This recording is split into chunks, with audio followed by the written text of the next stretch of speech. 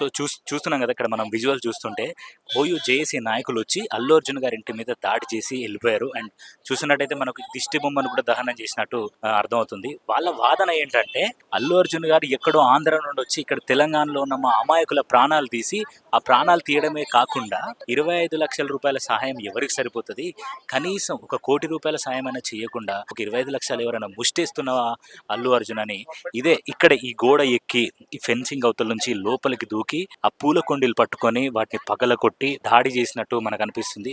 ఆ దాడిలో భాగంగా వాళ్ళు కొన్ని నినాదాలు చేశారు, down down Allu Arjun, down down Allu Arjun అనుకుంటూ కూడా వాళ్ళు చేసిన నినాదాలు మనం చూసాం. సో వెంటనే పోలీసులు అప్రమత్తమై అక్కడి నుండి త్వరగా వచ్చి ఇక్కడ ఎవరైతే దాడిలో పాల్గొన్నారో ఆ దాడిలో పాల్గొన్న వాళ్ళని బెటాలియన్తో సహా ఆ సాయంతో వచ్చి వాళ్ళు అరెస్ట్ చేసి స్టేషన్కి తీసుకెళ్లిన విజువల్స్ కూడా మనం మన ఛానల్లో ప్రీవియస్ వీడియోస్లో చూసాం.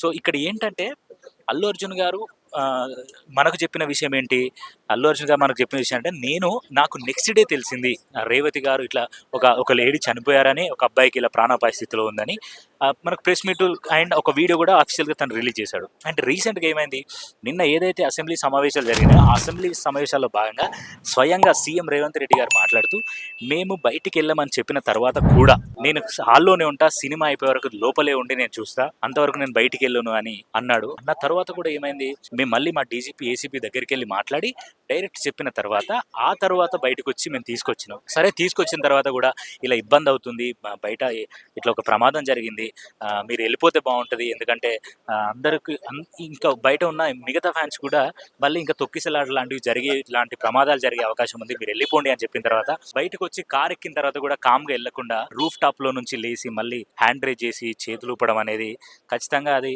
మేము ఏవైతే కొన్ని నిబంధనలు పెట్టినామో ఆ నిబంధనల్ని పాటించకుండా ఉల్లంఘించినట్టు అవుతుంది. కాబట్టి ఇది ఎక్కడి న్యాయం అని రేవంత్ రెడ్డి గారు అన్నది కూడా మనం చూసాం. అండ్ ఇంకొక మాట చాలా అరుదుగా మాట్లాడిన విషయం ఏంటంటే ఇక్కడికి వచ్చిన సినీ ప్రముఖులు ఇంతమంది ఉన్నారు, ఇంతమంది ఏమైనా కాలిరిగిందా, చేరిగిందా, కిడ్నీ ఖరాబ్ అయిందా, ఎందుకు అంతమంది అల్లు అర్జున్ గారి దగ్గరికి వెళ్తున్నారు, వాళ్ళు ఏదో కనీసం ఒక్కరైనా శ్రీతేజ్ దగ్గరకు వచ్చి పరామర్శించిన దాఖలా లేవు.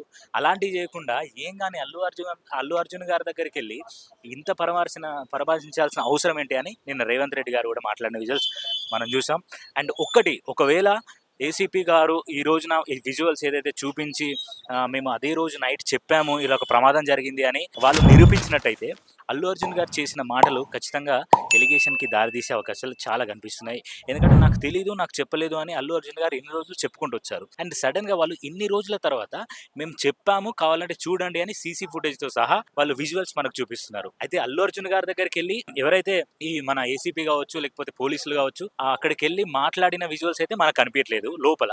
బట్ అల్లు అర్జున్ గారిని బయటికి తీసుకొస్తున్నప్పుడు ఉండే సీసీ ఫుటేజ్ అయితే ఉంటుందో ఆ సీసీ ఫుటేజ్ విజువల్స్ మాత్రం వాళ్ళు రిలీజ్ చేశారు. సో ఆ సీసీ ఫుటేజ్ లో ఏంటంటే అల్లు స్నేహాని అంటే వాళ్ళ వైఫ్ ని అల్లు అర్జున్ గారి భార్యని పట్టుకొని తీసుకొచ్చి కారులో ఎక్కిన విజువల్స్, రష్మిక కూడా వచ్చి కారులో ఎక్కిన విజువల్ చూసాం. ఆ విజువల్ చూస్తున్నప్పుడు మాత్రం అల్లు అర్జున్ గారు కొంచెం దీనంగా ఏదో ఆ సిచ్యువేషన్ చెప్పారు తెలిసింది అనే విధంగానే అల్లు అర్జున్ గారి ఎక్స్ప్రెషన్ మనం చూసాం.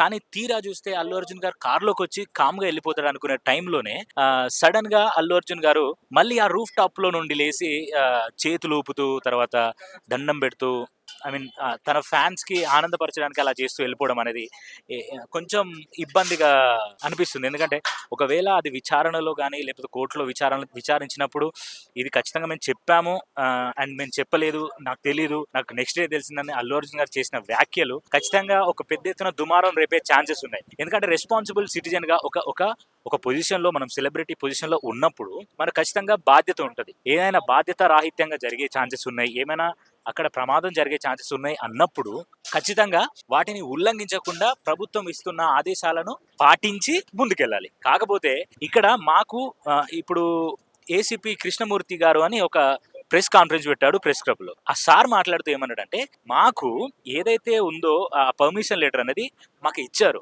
కానీ మేము రిటర్న్ బ్యాక్ మీకు పర్మిషన్ ఇస్తున్నామని పర్మిషన్ ఇచ్చినట్టు మేము లెటర్ ఇవ్వలేదు. మాకు రావడం బాగానే ఉంది, కానీ మేము ఇచ్చినట్టు ఎక్కడ దాఖలా లేవు కదా, మేము ఒకవేళ ఇచ్చుంటే మేము పర్మిషన్ ఇచ్చినట్టు, మేము పర్మిషన్ ఇవ్వకున్నా కూడా మీరు వచ్చి అక్కడ అంత ప్రమాదానికి ఖచ్చితంగా కారణం మీరే అని అల్లు అర్జున్ గారిని అంటున్నారు. సో A11 గా ఉన్న అల్లు అర్జున్ గారు ఎలా దీంట్లో ఎలాంటి తీర్పు కోర్టులో ఇవ్వబోతున్నారు. అండ్ ఇంకా దీంట్లో ఎవరెవరు వచ్చి మాట్లాడి ఏం జరగబోతుంది అనేది దానికి ఏం ఆన్సర్ ఇస్తారో చూడాలి. బట్ ఇప్పుడు ప్రజెంట్ అల్లు అర్జున్ గారి ఇంటి దగ్గర అయితే బన్నీ వాస్ గారు లోపలికి వెళ్ళారు. తర్వాత అల్లు స్నేహారెడ్డి కానీ లేకపోతే అల్లు అర్హ అయాన్ వాళ్ళ అమ్మగారు వాళ్ళ నాన్నగారు కారులో వాళ్ళ అమ్మమ్మ వాళ్ళ ఇంటికి వెళ్ళినట్టు కనిపిస్తుంది. అండ్ అక్కడ మనం విజువల్ చూస్తున్నట్టయితే ఎవరో వస్తున్నారు, తొంగి చూస్తున్నారు, పోతున్నారు. మేబీ అల్లు అర్జున్ గారు లోపలి ఉండి బయటికి వెళ్ళాలనే ఆలోచన పెట్టుకొని ఉన్నారో లేదో అనేది చూడాలి.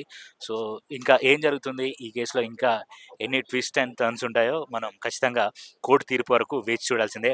బట్ ఎనీవే తప్పుంటే ఖచ్చితంగా అల్లు అర్జున్ అయినా ఎవరైనా సరే చట్టం దృష్టిలో ఎవరైనా తప్పు చేస్తే తప్పే కాబట్టి శిక్ష పడుద్ది. బట్ ఒక్కటే ఏంటంటే చాలా బాధేసే విషయం ఏంటంటే ఆ రేవతి గారు మరణించడం, ఆ తర్వాత ఈ ఎవరైతే శ్రీతేజ్ పరిస్థితి మరి దారుణంగా ఉండడం. సో వాళ్ళిద్దరికీ ఖచ్చితంగా సమన్వయం జరగాలని, ఎట్లాగో కోల్పోయిన ప్రాణాన్ని మనం తిరిగి తేలేం కాబట్టి ఖచ్చితంగా సమన్వయం జరిగి వాళ్ళకు కూడా ఎవరైతే సినీ ఇండస్ట్రీ ఉందో లేకపోతే తెలంగాణ ప్రభుత్వం ఉందో, ఈ ఫ్యాన్స్ అని చెప్పుకునే వాళ్ళు ఎవరైతే ఉన్నారో వీళ్ళందరూ ఆ కుటుంబానికి అండగా నిలబడి వాళ్ళు ఖచ్చితంగా వాళ్ళ సంతాపం కానీ వాళ్ళ సహృదయం కానీ తెలియజేయాలని కోరుకుంటున్నా. Thank you.